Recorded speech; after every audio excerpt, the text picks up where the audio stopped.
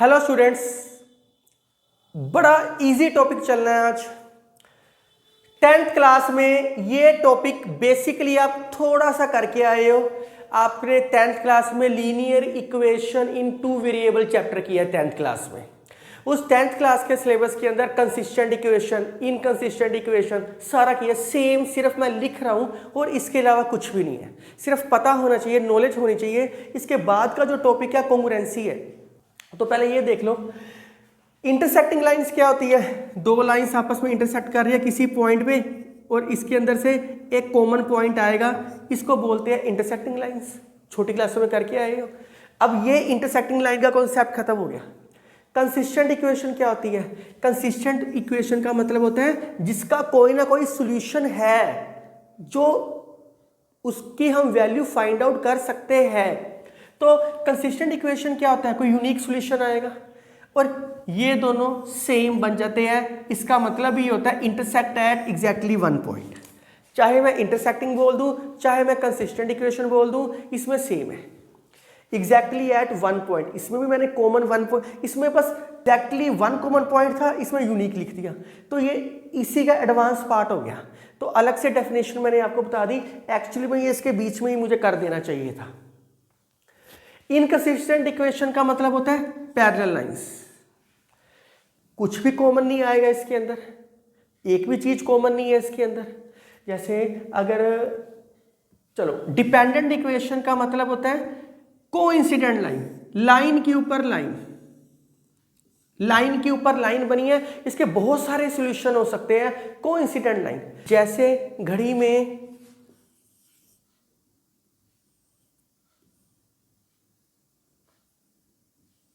632 है। 632 के ऊपर छोटी सुई के ऊपर बड़ी सुई आ जाती है, तो 632 के ऊपर वो कोइंसिडेंट लाइन हो जाती है। अब आपके दिमाग में आएगा कि सर पैरेलल लाइन भी तो बोल सकते हैं। ये स्ट्रेट लाइन टॉपिक है। स्ट्रेट लाइन टॉपिक में पैरेलल लाइन में क्या होता है? सिर्फ स्लोप सेम होती है, कांस्टेंट सेम नहीं होता। अगर टू लाइंस है, एग्जांपल दे रहा हूं, अगर टू लाइंस है a1x plus b1y plus c1 equal to 0 और a2x plus b2y plus c2 equal to 0। अगर ये इनकंसिस्टेंट इक्वेशन है तो a1 by a2 is equal to b1 by b2 होएगा ही होएगा।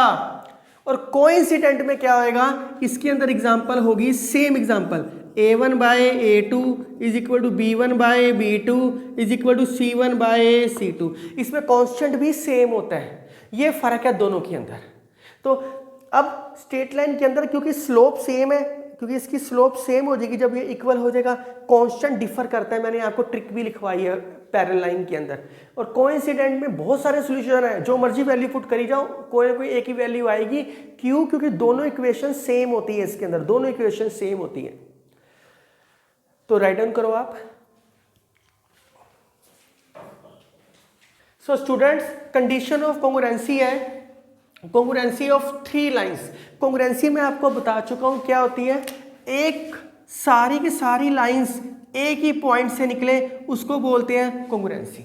या सारी की सारी लाइंस एक ही पॉइंट पे आके मीट कर जाए, उसको बोल दो कॉन्ग्रुएंसी। तो कॉन्ग्रुएंसी बड़ी आसान है। इसमें आपके टू टाइप से क्वेश्चन आएंगे। पहले तीन लाइंस की इक्वेशन सपोज कर लो। लाइन की इक्वेशन यही होती है, एक का नाम स्मॉल l1, एक का l2, एक का l3 सपोज कर लिया।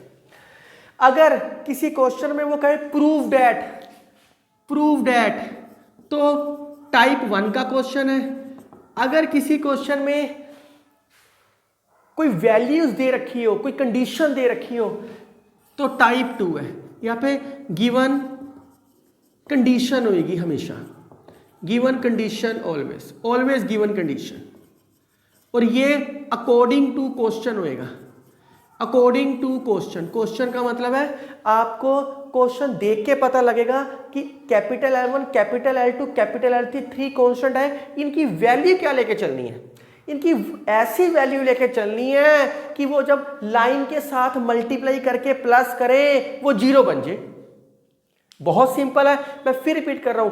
Capital L1, capital L2, capital L3 की ऐसी वैल्यू लेके चलनी है जो small l1 small l2 small l3 के साथ मल्टीप्लाई करके एडिशन करो वो ऑटोमेटिकली 0 बन जाए, उसको हम बोलते हैं टाइप 2 कंडीशन है कॉन्ग्रुएंसी की।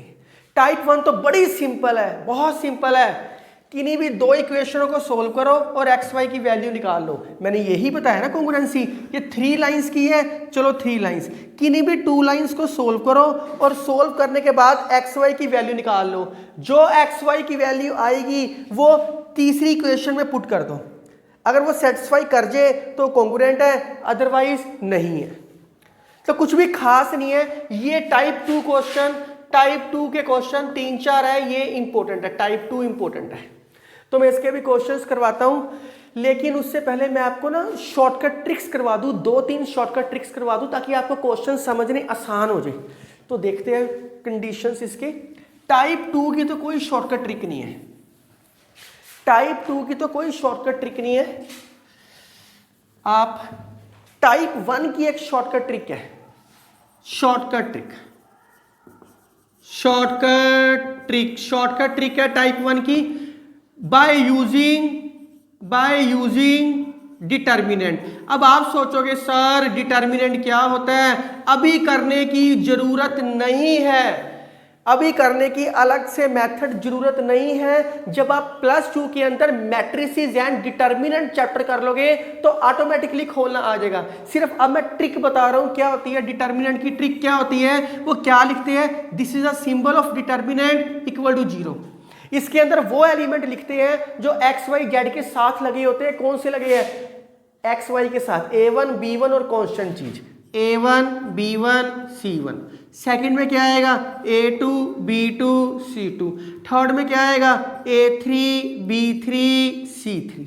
इसका डिटर्मिनेंट ओपन करो, अगर वो 0 के इक्वल आ जाए तो वो कॉन्ग्रुएंट है, अदरवाइज वो नहीं है। अब आपके दिमाग में आएगा कि सर इसको ओपन कैसे करें। जिन बच्चों ने कर लिया वो कर लेना, बाकी बच्चे छोड़ दो। ये ट्रिक आपको अपने आप डिटर्मिनेंट चैप्टर में समझ आएगी। अभी से इतने ज्यादा फार्मूले करने की जरूरत नहीं है कि आपको याद ही ना रहे। जैसे कॉम्प्लेक्स नंबर के अंदर एलाइड एंगल यूज है, sin 180 plus theta, tan 180 minus theta.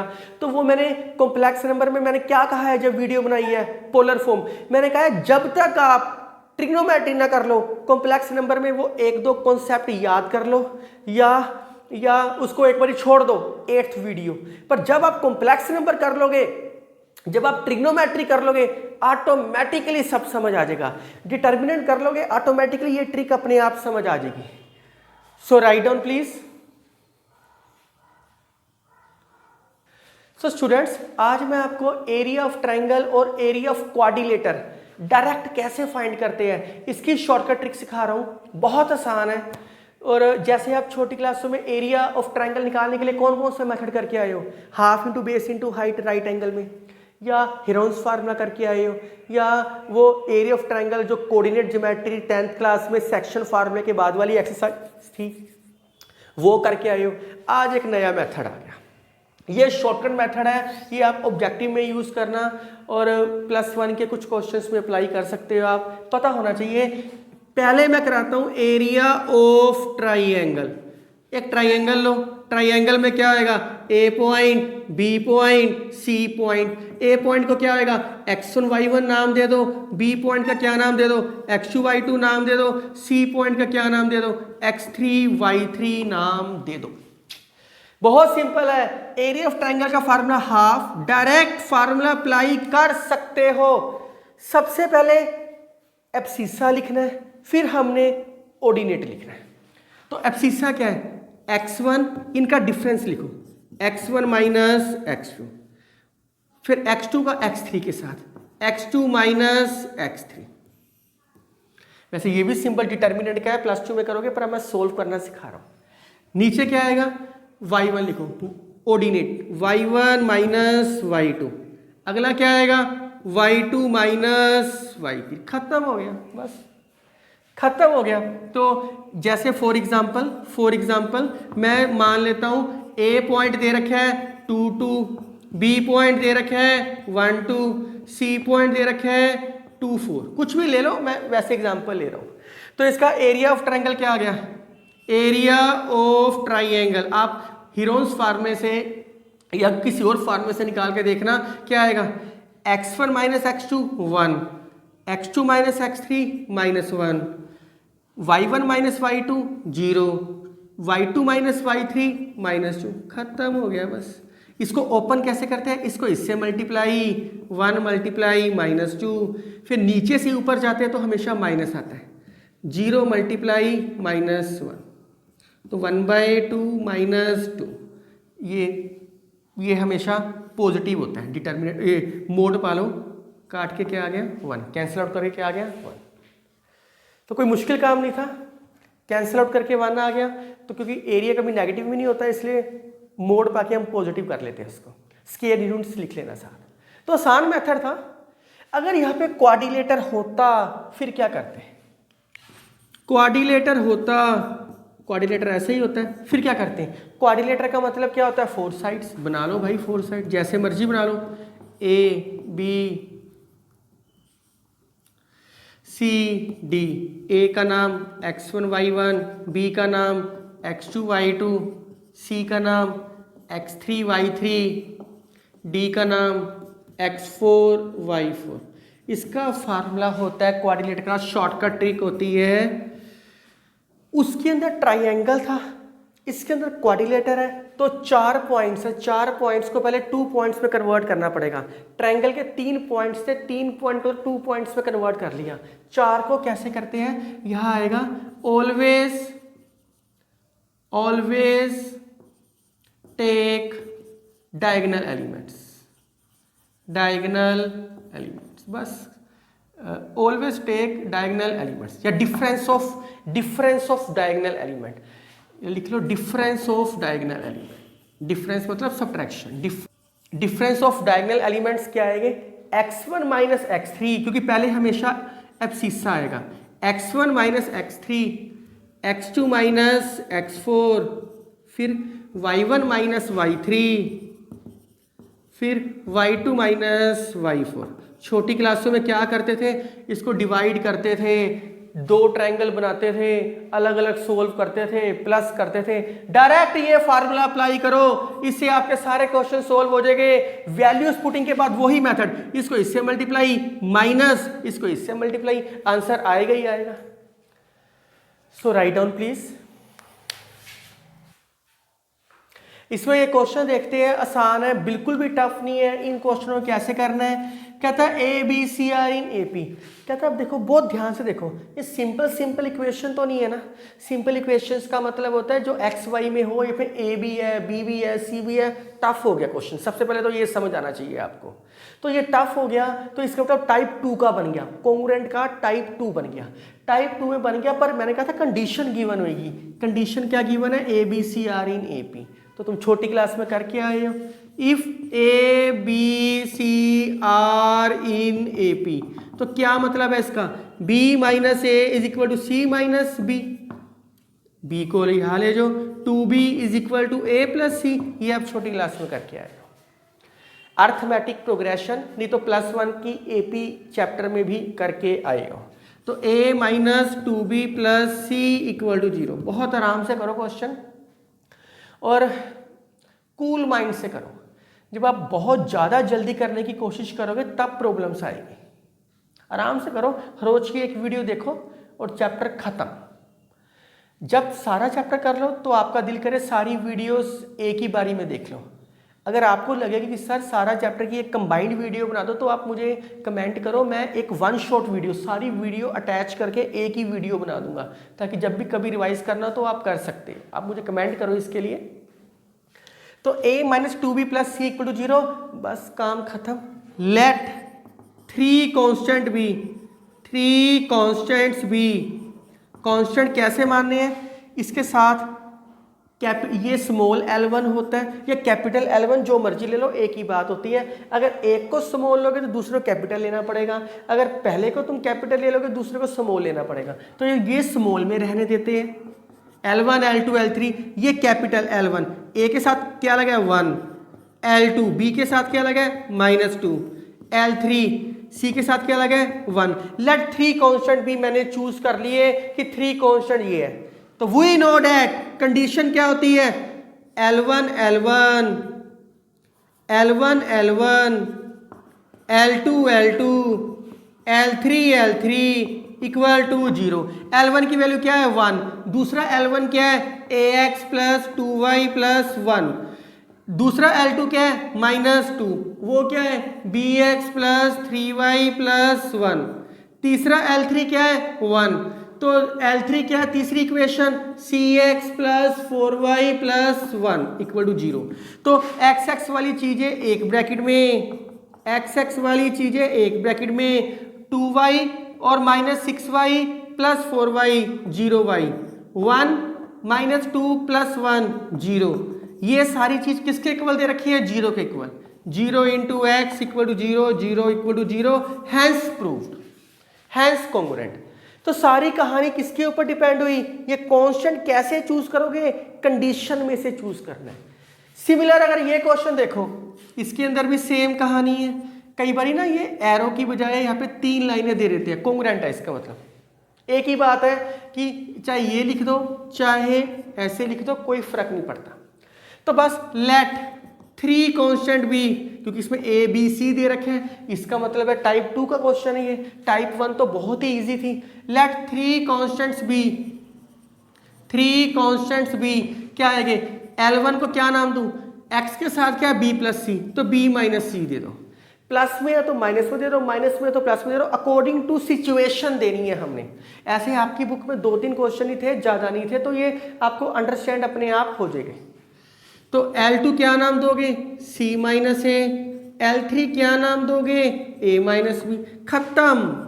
We know that L1 L1, L2 L2, L3 L3 equal to 0।